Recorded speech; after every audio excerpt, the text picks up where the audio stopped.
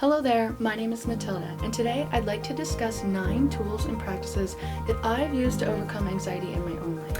Now, everyone's journey with any kind of mental stuff is their own personal journey. I do not have any professional training, so these are just my own personal experiences. So the number one thing that helped me the very most and actually changed my life is tapping into my subconscious mind. And there's many ways to do this. Repetition is the main thing.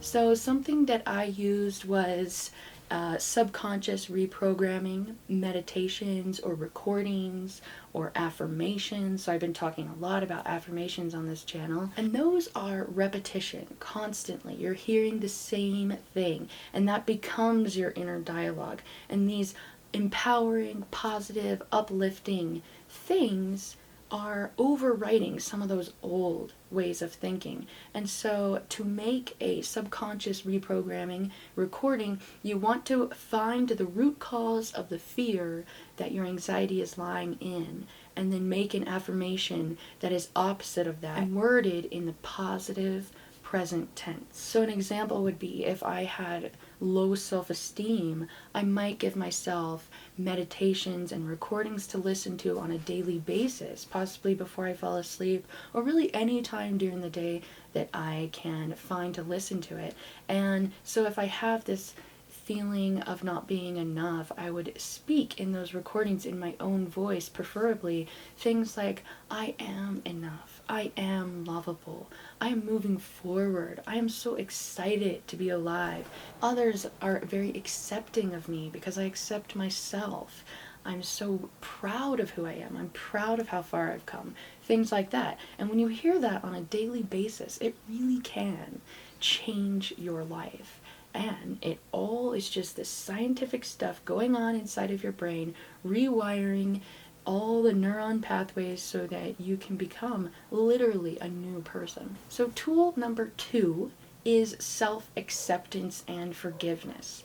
Now, all of these tools take years to master, and maybe they're not even something that you 100% master. I do believe that it is a lifetime journey, and that is the joy that we always get to grow, no matter what age or where we are in life. We're always growing. So we all can benefit from more self-acceptance. True self-acceptance is when you are displaying your unique personality and you are not holding yourself back in any way, but you're able to express yourself and feel true to yourself and feel real with others, and others really can feel that, and so you're able to have deeper relationships. But this self-acceptance for me and my personal journey came down to just not beating myself up when I wasn't perfect or when I failed, finding grace and forgiveness for myself, knowing that I'm okay. Whatever step along the journey I'm at is fine. It's okay.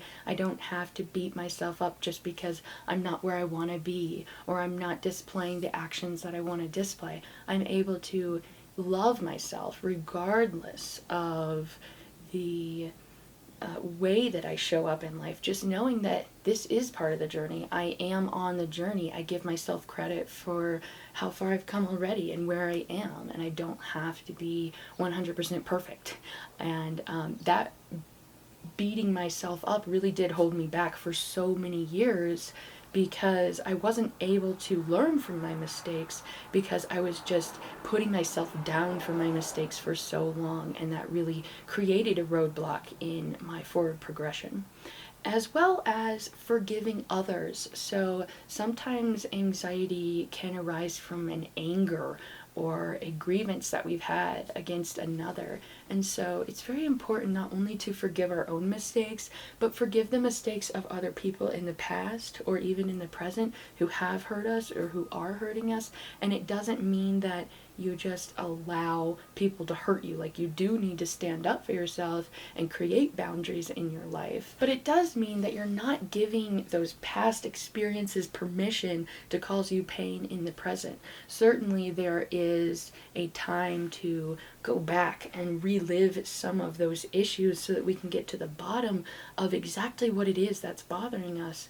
But once you've found that thing, it's time to forgive, and it's time to move forward, and it's time to find what steps you can build upon that fear that will bring you to a place of empowerment and not always being held down by that. So a lot of times forgiveness does involve saying to yourself that there was nothing to forgive in the first place. And so, like, if I was beating myself up, I can just say, well, I don't have to even forgive myself because there's nothing to forgive. I was just doing the best that I could. And same with other people. You can say that, I mean, it may not resonate with everyone, but it helped me to know that the things that happened to me in the past made me who I am. And it's not to say that those things are right, but it is to say that perhaps they were in my best interest in the long run. And so you have to find a way to look at those circumstances that cause you pain in a way that makes you feel more empowered. So number 3 is breathing. And this one is so huge, so pivotal in the life changes that I experienced. And if it weren't for a practice of breathing, as simple as it is, I don't think I would be where I am today. And breathing is the one automatic nervous system that we also have control over. So when you get anxious or you feel angry, you feel all those emotions throughout your entire body. It's not just in your head. It's not just in your heart. Your whole body starts feeling tense.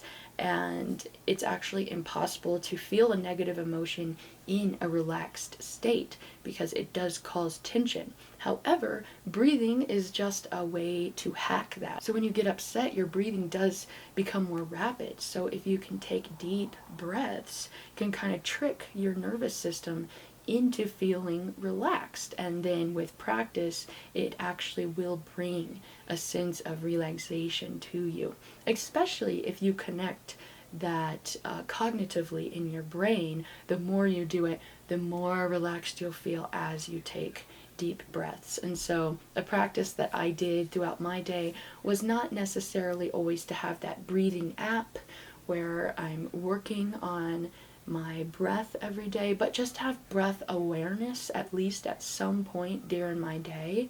And it could just be like a minute of,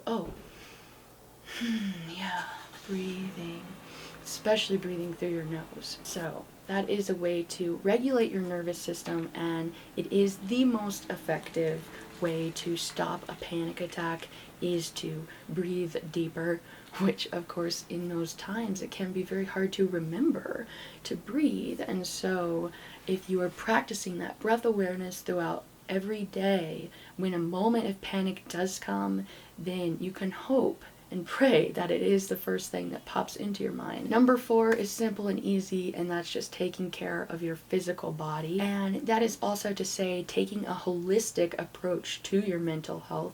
So making sure that you're eating correctly and exercising. Just making sure that you're aware of what you're eating. Is it causing a sugar spike that later causes a crash? Or are you not eating at all? This was an issue for me. I wouldn't really notice when I was hungry, so I'd start to get hangry or shaky. And then if I was shaky, I was like, oh, I must have anxious feelings. And it really was just that I was hungry. And so just making sure that we're taking care of our body that's holding our mental capacities, making sure that the entire body is taken care of. Because as I mentioned, when you feel those feelings, they are throughout your entire body. And there's all kinds of research out there about the relationship of your gut and brain and how they talk back and forth. And we do have neuron pathways throughout our entire body. So do not leave out that part. Number 5 is our identity, our self-image. And this one's very important as well. This is a practice, and it is where you are changing how you relate to every circumstance that comes into your life, even changing how you relate with anxiety itself. Because as I identified more and more with having anxiety, because I didn't know I had it originally, and so I started looking up symptoms and all this stuff, and I was like, oh, I have that and that, and then more and more the momentum kind of took over and snowballed to me always seeing myself in this view of anxiousness and depression. And that was really unnecessary to identify more and more with having a mental illness that was only really created by my opinions and my worldview and my perspective. And it really didn't have anything to do with how I was born or what kind of chemicals were going on in my brain. And maybe your circumstance is different, but for me, it was more just thought processes. So when we're able to change those thought processes, especially changing how we view ourselves and think about ourselves, and identifying only with the things that make us feel empowered, then we have another tool to use to combat anxiety. And really everything that happens to us, all circumstances, we are identifying with it. We're saying, I am this, I am that, because we are bringing our attention to it. But if something comes up that we do not enjoy, we can use that circumstance to find a new way to work our way around it, to make it work for us, to find a way to think about it, to reinterpret it in a way that makes us feel better. Marissa Peer talks about this, that we lie to ourselves saying that we're ugly or who knows what. And it's like, if you're gonna tell a lie to yourself, it might as well be a good one. And it might as well be one that makes you feel more empowered and more able to stand in your power and stand in who you truly are. So really take this into consideration to work on your self-image and to work on how you relate to every circumstance and people that come into your life. How do you think about those things? And this leads me to my sixth point, which is all about our thinking patterns and choosing the thoughts that are true and questioning every thought that we think. So anytime a thought comes into your head that causes you to feel down or whatnot, you can use that thought as a test and think, is this thought true? And I have other videos on this I can link in the description, but you're just thinking, is this thought true? And if it is not, you want to debunk it and tell yourself the truth. And if it is true, then you can ask yourself, well, then what can I do about this circumstance and situation to take the control away from it and bring the power back to me? So we want to question our every thought and make sure that we're only believing thoughts that are in alignment with that self-image that we desire to have of ourselves. So this is really a matter of changing our beliefs and changing our thought patterns around fear, changing what we believe about fear and what we believe about ourselves, as well as believing in the possibility of a life without anxiety and depression, which is actually something that I dealt with in my life. I didn't know that it was possible to not have mental stuff bothering you throughout every day.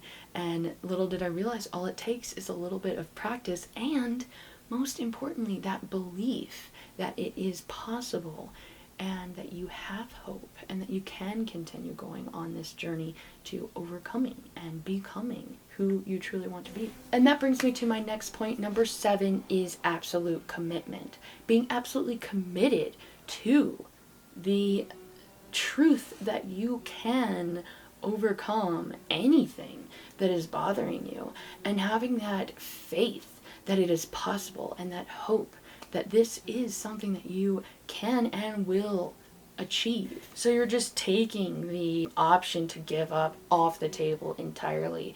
It's not a matter of thinking that, oh, I'll try this for a little while and I'll try to get better and stuff, and then if it doesn't work, I'm just gonna give up. Like, no, this is not about that. This is about consistency over time. It's about being willing to put in the work to have that healthy mindset, knowing that you can be mentally stable and that already, as much as your belief allows you, you are and able. And when you truly believe that you are already who you desire to be, you will start acting that out. It's just a matter of taking yourself from that place of disbelief up to the place of belief. And there is a journey there, but the more that you can live from this perspective, no matter where in the journey you are, the quicker you will make it to your destination. Part of having that complete commitment is a surrender to the flow of life. It's about letting the changes naturally happen, which really goes back to one of our first points about having grace for ourselves and not beating ourselves up. But this is a journey that requires just a relaxation to it. You must be relaxed along the journey in order to make it, because if you're trying to control and force your change and make your life this way so much, then that is just more anxiety right there for you. You really just have to release control, allow the changes to happen in their natural time and when you're ready. And it is consistent practice, lots of practice. And then if you're putting in the practice, you can trust and know and have that faith that you are making it and that you are moving forward. When we're not trying to force ourselves to change and fix ourselves, then we actually naturally move and change in the direction we desire. So just kind of be more relaxed about it and be committed, but have a relaxed commitment. And number 8 is honoring my truth. This is something that was causing me anxiety too, where I didn't feel like I could be myself around others. I didn't feel like I could speak my truth. I felt like I would be rejected or unloved. And so it really just comes down to being very sure of your own foundation, knowing who you are, being true to yourself, and just whatever it is that you have to say, know that your voice and your actions have purpose and meaning, and they're very unique compared to everyone else. And so you have an immense amount of power and ability within you just by your uniqueness. And there is no sense in going with the crowd or trying to fit in or be like everybody else. Truly honoring your truth and honoring what you believe will clear up a lot of anxious thoughts that many of us have. And then my last point, number 9, kind of is similar, and that's just honoring what you love to do, honoring your hobbies, and really spending time on the things that you love, and not always being rushed around to fill up your schedule with all the things everyone's asking you to do, but really take a minute to say, what do I love to do? What do I want to do right now? Maybe I wake up in the morning with a big to-do list and plans for the day, but I don't feel like doing them. Then it really comes down to honoring how I feel that day and saying, this can wait, or I'm just gonna go do this other thing. So a lot of times it is just milking those moments that you are enjoying and milking the times when you do feel good, recognizing those and giving yourself credit. Hey, I feel good right now. I like what I'm doing, and this means I'm progressing. This means I am successful. And so just honoring your truth, honoring who you are, honoring what you love to do, and all these things are going to bring a lot of power into your life and into your personality.